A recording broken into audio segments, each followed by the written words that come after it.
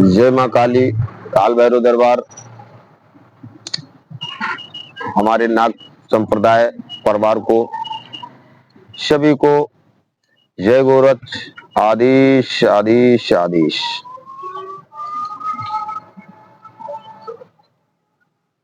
भक्तों, आज हम एक ऐसा वीडियो लाए हैं जिनसे जो नए बच्चे हैं, साधना मार्ग में आना चाहते हैं और उनको मार्ग नहीं मिलता, भटक जाते हैं, अंधकार में रहते हैं और कुछ ऐसे गुरु उनको मिल जाते हैं कि उनको गुमराह कर देते हैं। तो एक चीज और बता दूं कि जो गुरु बच्चों को गुमराह करते हैं और वो मार्गदर्शन नहीं दे पाते हैं तो वो गुरु भी नहीं होते हैं, क्योंकि वो खुद ऊर्जित नहीं होते हैं। और अगर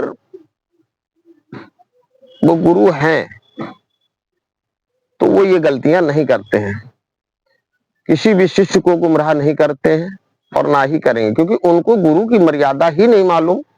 जिनको गुरु की मर्यादा ही नहीं मालूम तो वो गुरु कैसे हो सकते हैं? वो कैसे हो सकते हैं भाई गुरु? कारण ये है कि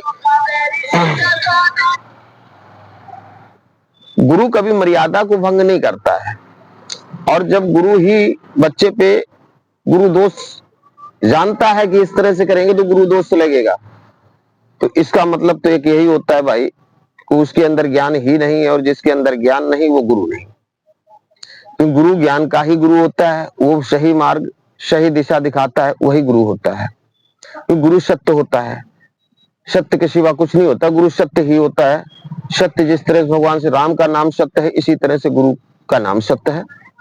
गुरु के नाम से, गुरु की ऊर्जा से हमारे सारे कल्याण होते हैं, हमारा सारा काम होता है। तो इसलिए उन गुरुओं से थोड़ा सावधान रहें। और सबसे मेन चीज ये होती है कि जो नए बच्चे हैं, साधना करना चाहते हैं, साधना मार्ग पे आना चाहते हैं, उनके लिए बहुत ही रोचक वीडियो होने वाली है। देर न करते हुए हम आपको उस दिशा की तरफ ले चल रहे हैं जिस दिशा में आपको जाना चाहिए। तो सबसे पहले क्या होता है कि गुरुमुख होने के पहले भी आप गुरुमुख होना चाहते हैं और आपको गुरु नहीं मिल रहा है, तो इस तरह से ढकोसले वाले गुरुओं के पास मत जाएं। जो हम आपको नियम बता रहे हैं, जो रियलिटी में नियम होते हैं, वो हम आपको बता रहे हैं, तो आप वो नियमों का फॉलो करें और अपने आप आपको गुरु मिलेंगे। देखिए, सबसे पहले सर्वप्रथम क्या होता है, भगवान शिव की आराधना करें आप, भगवान शिव की पूजन करें आप।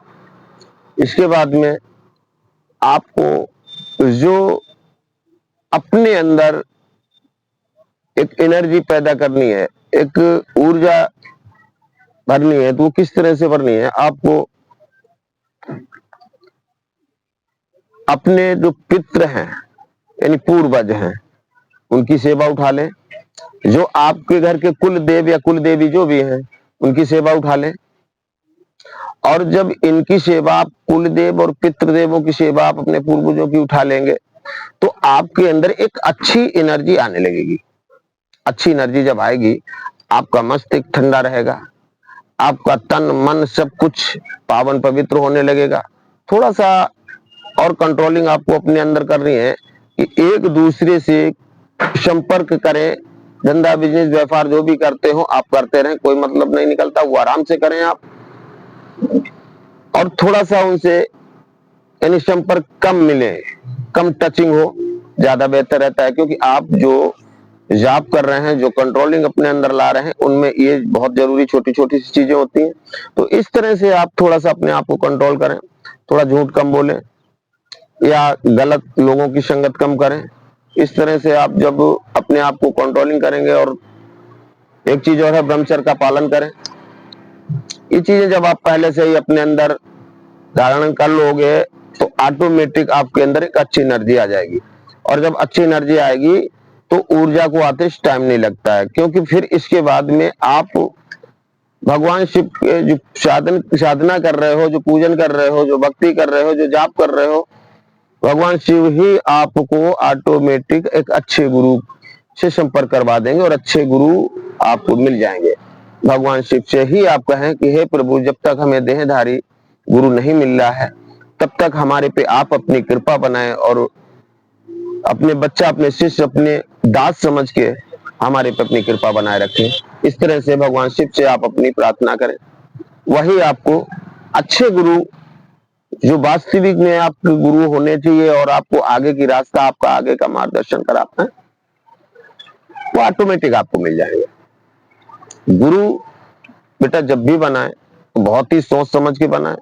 क्या होता है कि हमारा समय भी बर्बाद होता है, और जब तक गुरु की एनर्जी, गुरु की ऊर्जा, गुरु की जो शब्द हैं वो नहीं मिलते हैं उनके मुंह से, तब तक आपकी कोई भी भक्ति, कोई भी साधना पूर्ण नहीं होती है। तो हमारा मतलब कहने का सिर्फ एक यही है कि गुरुमुख होने के पहले ये जो आपको हमने बताए हैं नियम, कुछ ये आप करते रहें, ज्यादा बेहतर रहता है। क्योंकि गुरु के पास जब जाएंगे, आप गुरुमुख होंगे, तो वो भी इन नियमों का आपको पालन करने को बताएगा।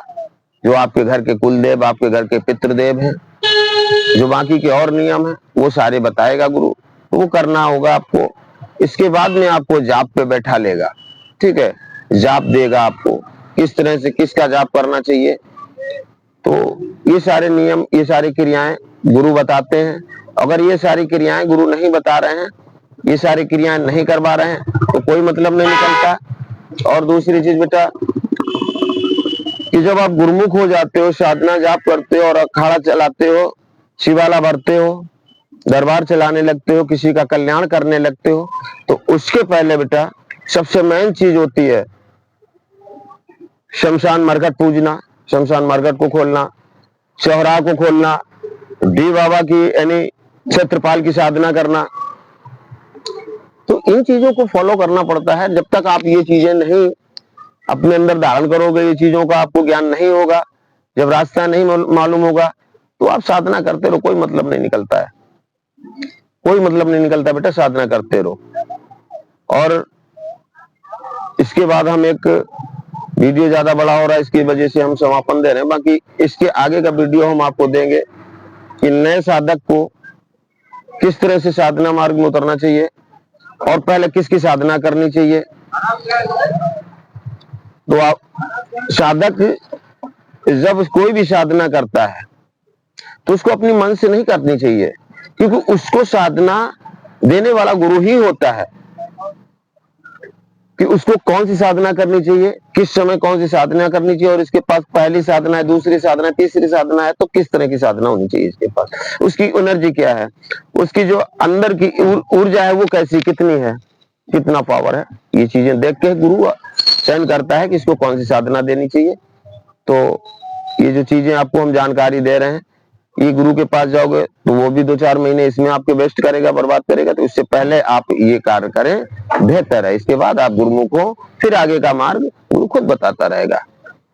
इसलिए ज्यादा लंबा वीडियो ना करते हुए सभी हमारे नाथ संप्रदाय को आदि शादी शादी जय मां काली, काल भैरव दरबार, कल्याण करे माता।